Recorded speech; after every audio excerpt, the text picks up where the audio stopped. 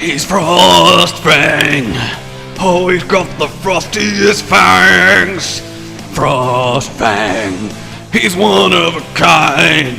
Frostfang! No other like him! How did he get this way? Frostfang! Seriously, stop following me and singing that song! God!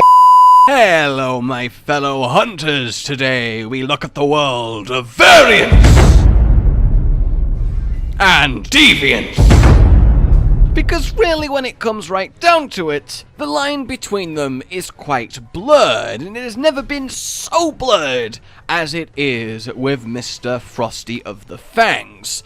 So first, let's actually look at what is deviantism, what is variantism when it comes to monsters, because they're a little bit more abstract. When it comes to your subspecies, it kinda just makes sense, right? It is normal monster, but group of them living in a altered environment. Well, they alter to adapt to said environment. Then again, you do get some variants that change because of their environment, but that's, you know, not the most common thing. And you do have some subspecies like Black Diablos, which technically speaking should be a variant. But, you know, that's not a common thing. I feel like at a certain point, the category of a monster is decided by, I don't know, throwing a dart at a board. But generally, the categories make sense. So let's start with variant then. Variant is, well, a variation on a monster. I'm a genius! Get over it! So through some means, either a clash with another monster, an extreme change in environment, needing to, I don't know, shed your skin. Isn't that right, Rustin?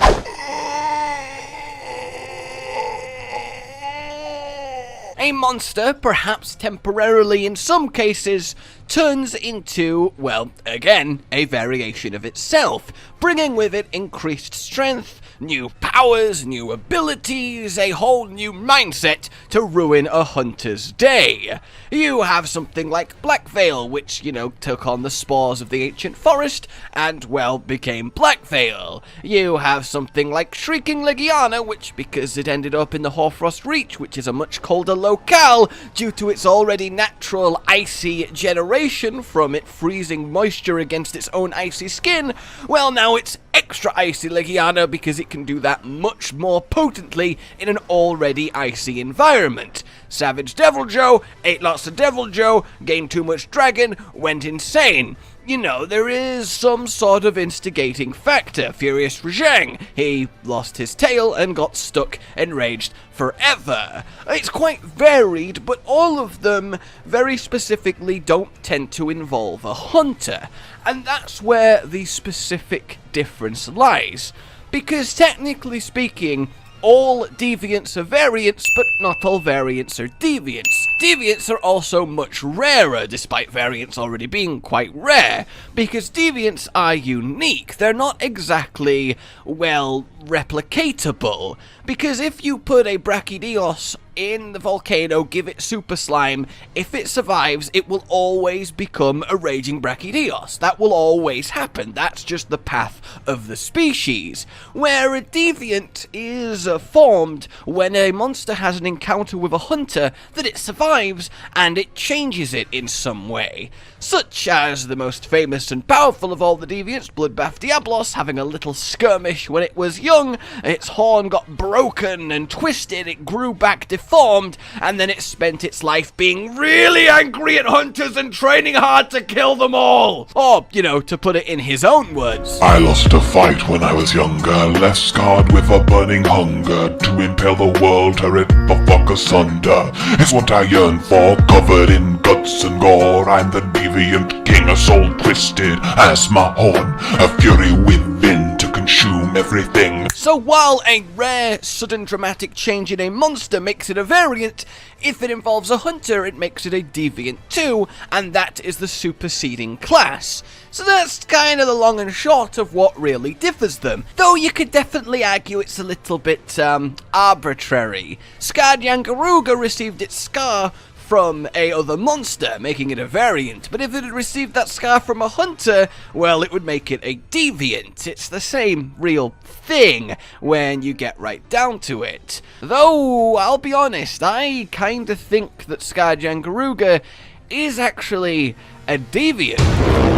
And we'll get to that later, but for now, Frostfang Barioth then, with the context of deviants and variants in mind, which is Frostfang Barioth? Well, you're obviously, going to say variant, because the game defines him as one, and look, I'll be honest, I'm not over here like, I don't care what the official game, what the literal developers say, he's not a variant, no, okay, he is a variant in classification, but I would argue that he should be a deviant.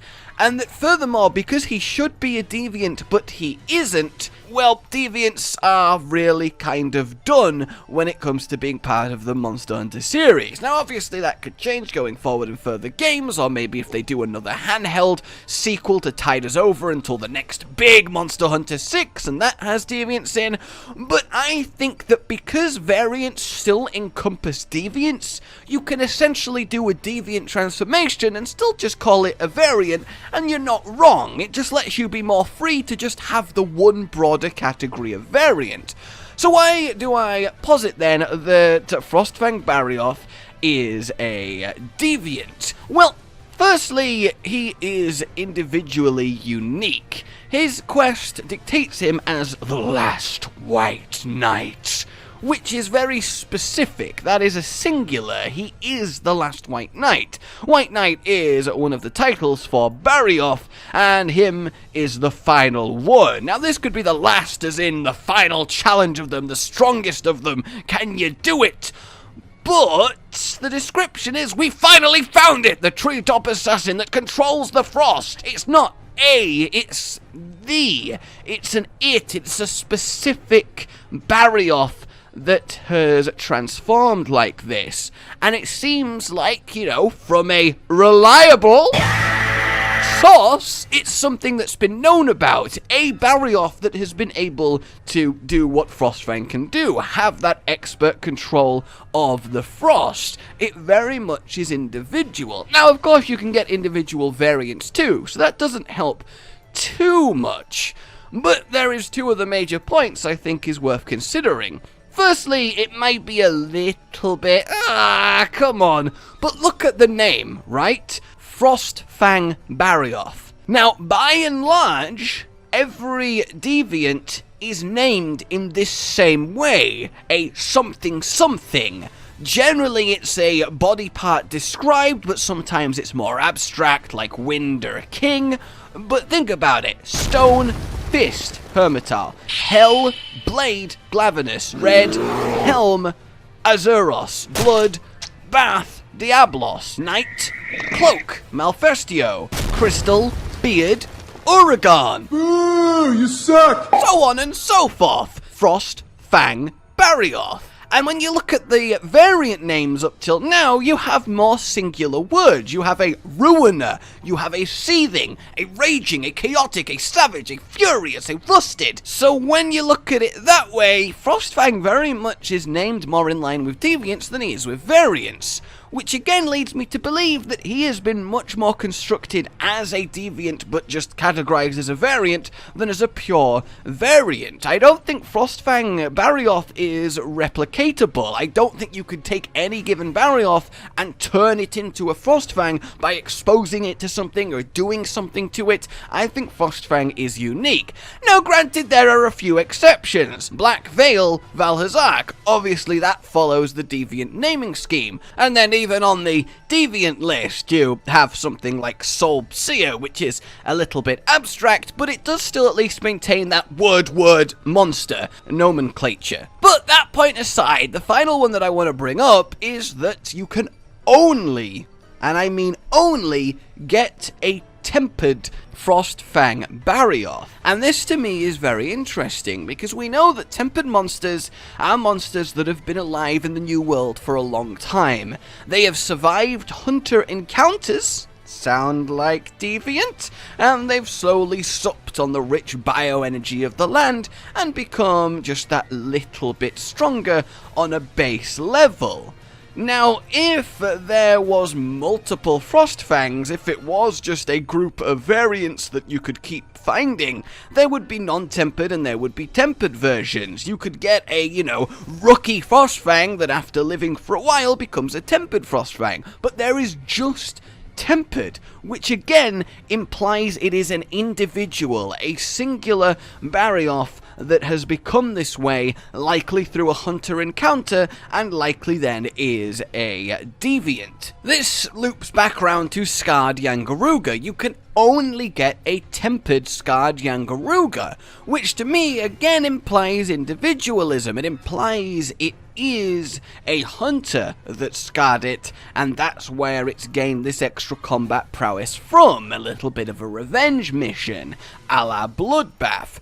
Now again, this is very much just a, wouldn't this be cool if, and there is enough evidence to kinda construct a picture to make it true, but there is every chance that Frostfang Barioth is just a very old, experienced Barioth coming from a very, very icy, cold part of the new world, something that makes the Hoarfrost Reach look like a sunny beach. Then again, with Frostfang's presence, the whole map is blizzarding as if he was Elder Dragon level, which implies a level of strength even that beyond the variants, at least the non-Elder variants, whereas the Deviants certainly are that powerful. The Deviants can tussle with Elder Dragons. Even the kind of lower tier Deviants can. They really are just that, well, monstrous. But if we assume that Frostfang is just a very old, experienced Barioth, that's where all the extra fur has come to, it's simply growth. He has lived long enough to reach that maturity level, that wizened experience, had long enough for all of his frost organs to fully mature and develop. He's had the time to control and learn his breath and refine his fighting style. Then, of course, that wouldn't make him so much a variant as just the destination of all Barioth if they live long enough.